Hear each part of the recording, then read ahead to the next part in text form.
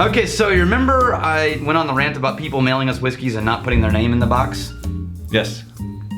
Arr. 2. Give it to me now. No. I demand it. This is mine. I'm going to be pouring something in it. I don't want it surrounding your gunky eye.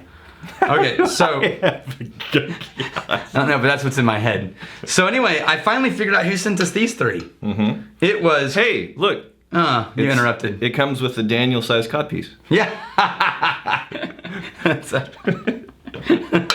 Go ahead. I have somewhere I could go with that, but it's so foul. Okay, so I'm okay with that. this is from Cody Nelson. Me and the Cork Squeaks are okay with that. This is from Cody Nelson. I have a hard life. Cody Nelson, you magnificent bastard. Now, notice this label is upside down. You know why? Bastard. Why? You put it on a little tap thing. Okay, so I already have a couple of these open, and I don't want to open these until we need to. Michter's American. Yes. Hell yeah. We got, I don't remember my opinion on Tincup. Okay, we're down to the end of both of these recently. These are not evaporated. So I'm going to use the last of these. And then we'll open his. I did my fair share of damage on that one. Yeah, you did. Okay, so here's the thing. He picked 3 whiskeys that he liked, Sure. right? Here's the interesting thing they all have in common. Mm-hmm. The American whiskeys are American whiskey, right? Which means used oak regularly, or a blend of things, or Sure. Tincup isn't, but...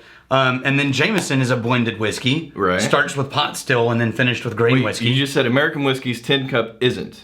Well, technically it is, but it could be more than that. Okay. And then Michter's American is aged in used oak entirely. Right. And then Jameson is starts pot still and adds grain for their base level. Sure. So it's a blended Irish. These are all in a very similar category. Okay. Right? So we already have done reviews on all of these. Sure.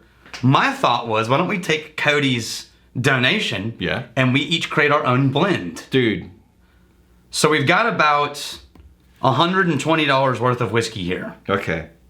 I'm going to need to have more Michter's American than this. Yeah. We're going to start with this one, then we'll open Cody's gift. Okay. Okay, so you have your mixer. Should it be a secret blend?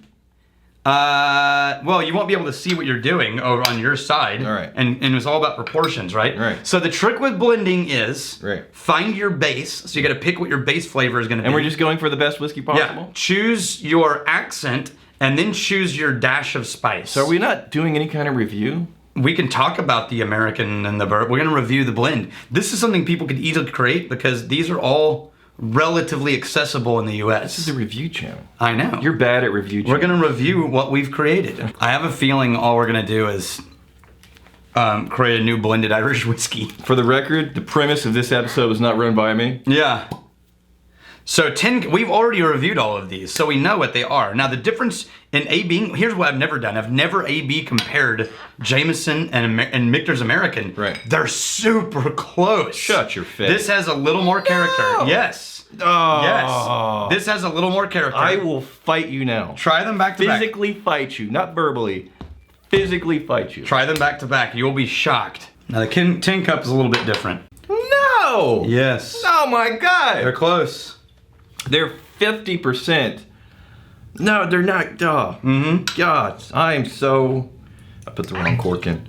I'm so concerned for your mental stability and well-being right now. They are so far from each other.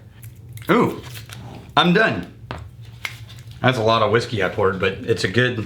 I got your back, bro. It's a good blend. I got your back, don't worry. All right, I know my proportions. Mm-hmm. Rex is eschewing any proportions. Done. He's doing...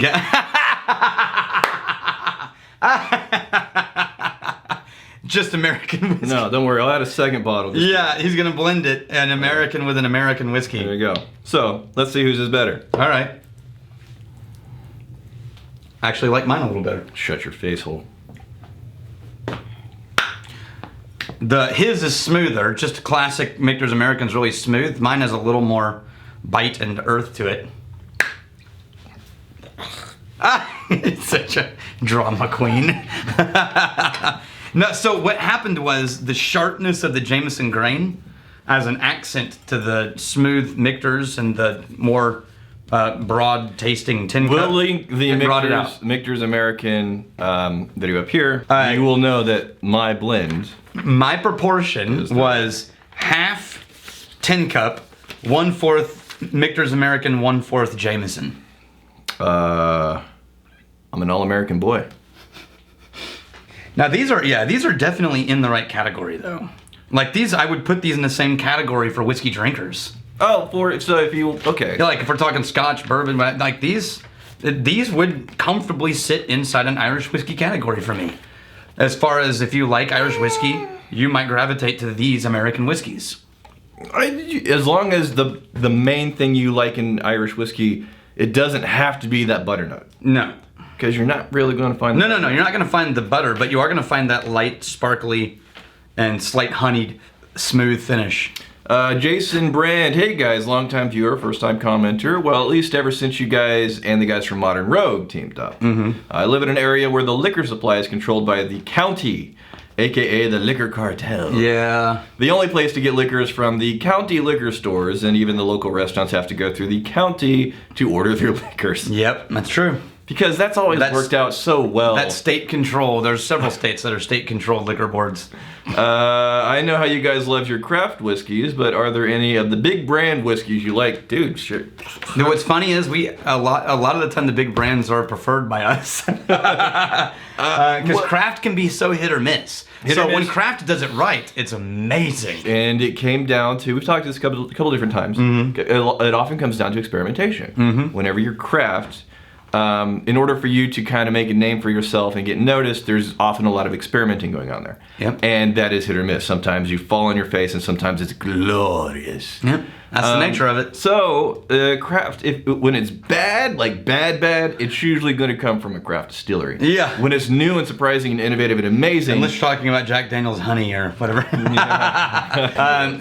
Big brands, dude, there's so many. I mean, look, out of the 300 videos we've done, easily more than half are large brands that the state control should have approved. Now, keep in mind, one of them watched our video and put your quote on their website homepage. Oh yeah, we're getting quoted on distillery websites now. Yeah, yours is like, what was it? Damn. It was damn. It was like, damn. Rex Williams. It was the top quote. I think that's awesome. Yeah. So, Brewer.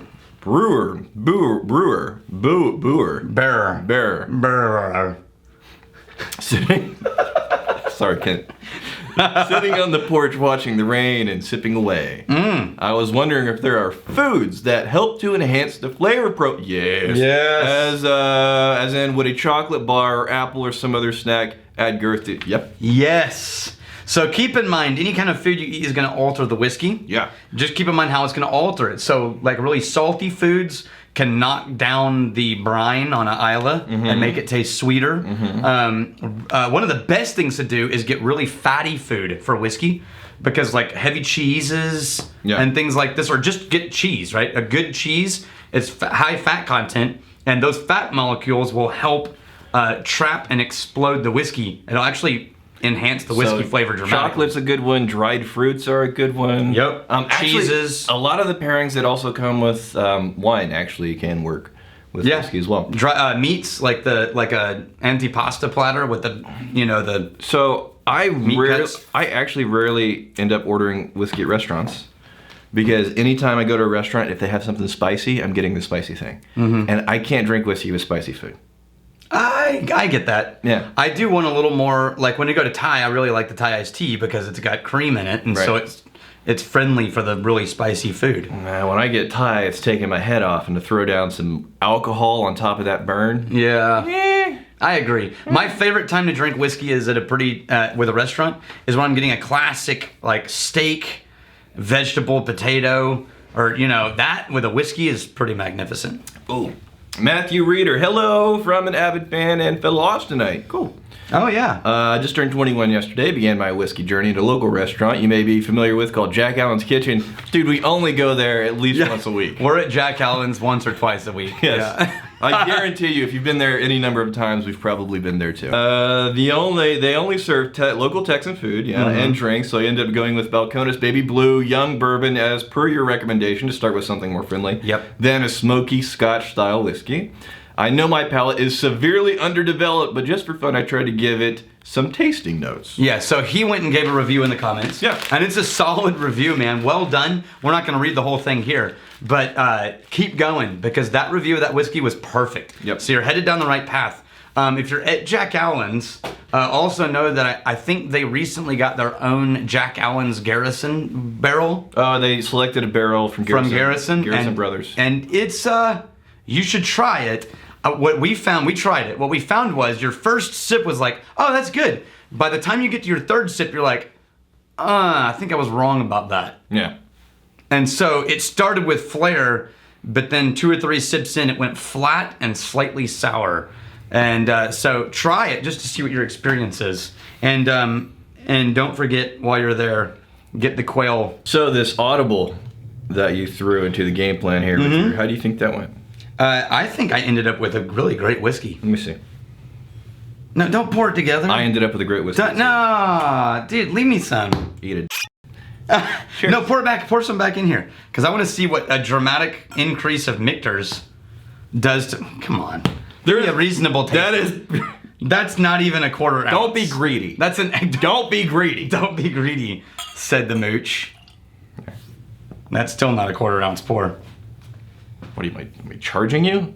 This is from the kindness of my heart. No, it didn't improve it. It didn't because Michter's American is my blend, better than my blend was better. Any crap hole concoction you're gonna come up with. All right, here's to fighting, stealing, and drinking. If you fight, may you fight for a friend. If you steal, may you steal a lover's heart. If you drink, may you drink with us. Hey, thanks for hanging out with us in the Whiskey Vault. Don't forget to throw in a like, hit that subscribe button on the bottom right, and drop a question or comment down below.